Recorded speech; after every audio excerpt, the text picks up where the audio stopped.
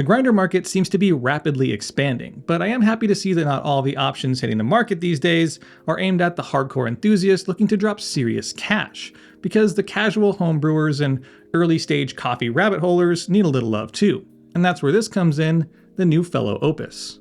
It's a conical bird all-around coffee grinder aimed at the entry-level and casual market with a competitive $200 price point, which makes it a bit of a departure from Fellow's first entry into the grinder space, the Ode, which is a more expensive flat bird and filter-only coffee grinder aimed more at the enthusiast market, but it came out to, let's just say, a more mixed reception. So with the arrival of the Opus, it sort of begs the question, can Fellow get it right first try? Now before I get into the meat of this review, this is usually where I disclose how I got the grinder, but in this case it wasn't loaned or gifted, I actually bought it. And of course, I can only speculate as to why Fellow didn't involve me in the launch plans for the Opus. But regardless, it's here now and I've got some things to say. But before we get into it, a quick word from this video's sponsor, STANDART Magazine. If you're into coffee, its culture, and learning about the world around it, STANDART Magazine is the perfect addition to your brew bar or coffee table. With quarterly releases, they shed light on issues both inside and outside of the cafe, highlighting people who elevate the industry, and deep dives into new ideas around all things coffee. To sweeten the deal, each issue also comes with a sample of coffee from some of the world's best roasters, to give you the full sensory experience. You can't really beat the combination of fresh coffee and fresh print. Head over to standartmag.com/Sprometheus or enter the code Sprometheus at checkout for a discount on your very own subscription of coffee and culture, shipped direct to your door nearly anywhere in the world.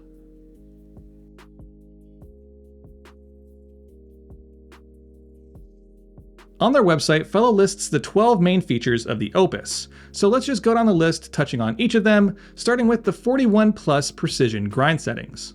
Now this number of upfront stepped adjustments isn't unusual for grinders in this market. If you recall, the Encore ESP has 40, and it does give you a wide enough array to take you from fine to coarse. But the thing I find more interesting than the 41 settings themselves is that little plus, which I found myself being kind of confused by when I first got the grinder. When searching through the manual, there was not one mention of the additional adjustments. Even the website description just gave cryptic, unclear mentions of a mystical inner ring. So I found myself in the awkward position of having to dig around the internet looking for a proper description of the inner ring, what it does, how it works, and where it even is. So when you remove the hopper, there is a blue adjustment ring that has a plus and minus. Adjusting this changes the grind range, finer or coarser, essentially allowing you to work between the outer steps, hence that little plus. Next up is the anti-static technology, and I'm also going to combine this with another feature, the low grind retention, because they mention them both, but they sort of seem to work in tandem with each other. Static, for one, has a direct effect on retention, and low grind retention is a staple of single-dose grinders for a reason. We want to put our pre-measured beans in and have all of our grinds come out, which keeps the coffee we brew fresh, minimizes waste, cross-contamination, and cleaning, all of which is good. Now the Opus doesn't state a certain number or range of numbers for retention, so whether it's good or bad is based on your needs. There was very little to no retained grinds on filter settings, from 4 and above. But when grinding for espresso, the retained grinds without RDT, which is a spray of water to reduce static, or any tapping on the grinder itself, ranged from half to 1 whole gram. So in terms of how effective the anti-static and low retention design of the Opus is, sort of depends on your brewing method. Next up is the heart of the grinder, its 6-blade 40mm conical burrs. These are in-house designed by Fellow, and have some unique looking geometry. They're very similar to the Encore ESP burrs with smooth, slightly rounded cutting surfaces, and the majority of its teeth around the bottom edge, which give them a pretty unique look compared to the more traditional designs. But we'll get more into how they perform in the next section, so for now let's move on to the next and probably the oddest feature listed, 6 Nm of torque. Now, in my near decade of working with coffee equipment, I don't think I've ever seen torque numbers listed in marketing, so I had to come up with a way or do a little research to find out a way to put that in more understandable terms. So, a little perspective. The average blender runs at about 0.65 Nm, so the Opus is nearly 10 times more powerful. So that's pretty good, I guess. I don't know, I mean, it doesn't seem to have any issues ripping through light roasts, so I don't think there's any concerns on the power front. And speaking of power, the next feature on the list, and a more common way to describe a grinder's ability, is its RPM. And this one runs at a respectable 350, which is right in the niche zero territory. The next feature listed is the timed auto stop, essentially meaning however you press the button, it'll run for 30, 60, 90, or 120 seconds. Now this one is kind of a wash. I don't think it's good or bad, it's just one of those features that's there, and I find myself manually turning off the grinder more than letting it run through its entire sequence anyway. Another feature is its magnetic catch cup. Now, it's a nice thing to have and it's becoming more and more common on grinders as we go forward, but it's also something that has to be here on the Opus because you can't actually see where the grinders come out anyway, so it sort of eliminates guesswork and probably keeps you from being pretty messy. Now again, these next two features are listed side by side, and it seems just a little odd. The first one is 110 gram capacity in the hopper, and the other one is single dose for maximum freshness. Now, I don't know who's out there who's single dosing 110 grams, and maybe you are out there, but it just seems like an odd juxtaposition. But with that said, the hopper's design is nice, and it feeds coffee into the burrs smoothly, plus it includes an anti-popcorning plate, so there's really not much less to ask for. Next up, the spouted catch cup and just general dosing usability. And on this one, there's not a whole lot to say. It's nice, functional, and transitions the coffee cleanly. Also, its modular design is smart with a portafilter insert for those who partake in espresso. And finally, compact height and footprint. Yep, that checks out.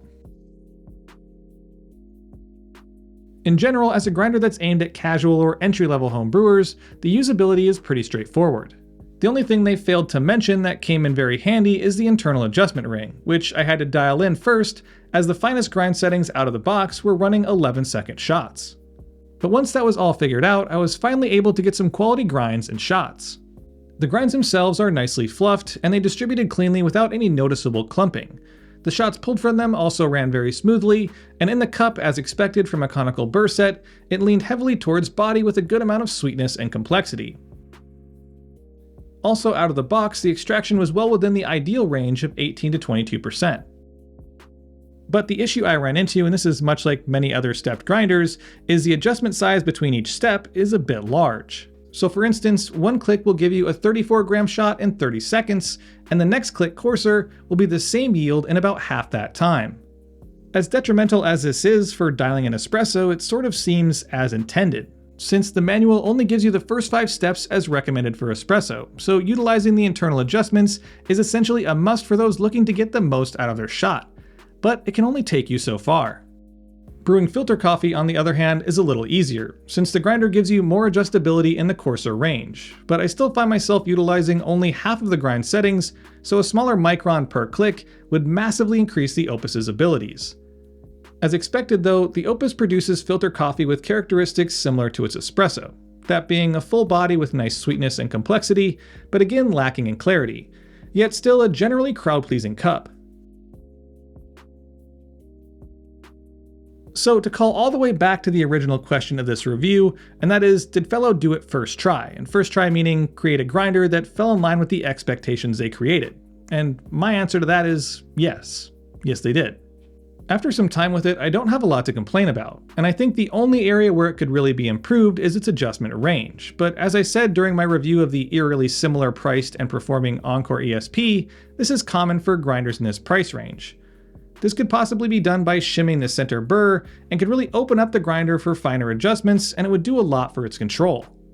I'd say generally the most divisive thing about the Opus is its looks. I mean, when it first came out of the box, my first thought was, it looks better in pictures, kind of like a bad Tinder date.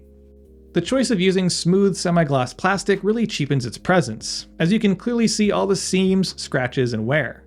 Yet given the choice between the Opus and the Encore ESP, I'd have to give it to the Opus. Being designed and developed for single dosing, the cleaner workflow and lower operating noise is what tips the scale for me. But with all that said, I think it's time I wrap this one up and pass the conversation on to you. What are your thoughts on the Opus? Do you have one? Are you in the market for one? Did anything that came up in this review sway you in one direction or another? Drop your answers to those questions and any others you may have in the comment section down below. And as always, I'll see y'all next week. And of course, a big thank you to this month's Patreon supporters: Stephen, Claire, Sam, Bound Coffee, Spookus, Noel, Cheryl, Thomas, Sean, Horace, and Road, John, Ads, Josh, Corey, Tim, Jason, Jeffrey, Jeff, Mike, Brandon, Tyler, JRC, Absolute, Stephen, Marco, Lord Bumbly, Arthur, TechCom Advisors, Happy Camper, Devo, Ben, Monster04, Bruce, Kyle, Lilac, NK, Brooks, Henry, Sam, Nano Roastery, Pat, Suin, Jr., Sergey, Matthew, Miroslav, Malkonig, Schlack, Shrey, Stephen, Andrew, Pedro, Rami, Alex, Coffee Bros, Tom, Indy, and Lars, and of course a big thank you to the barista and barback tiers. If you want any information on my Patreon, there's a link in the description and the upper right hand corner right now. And last but certainly not least, thank you for watching, and if you enjoyed the video, don't forget to like, share, and subscribe. Hit that little bell button for notifications of new videos posted every Friday. Check out my Instagram at Sprometheus for content throughout the week, my blog at Sprometheus.com, and as always, stay caffeinated. Ponyboy.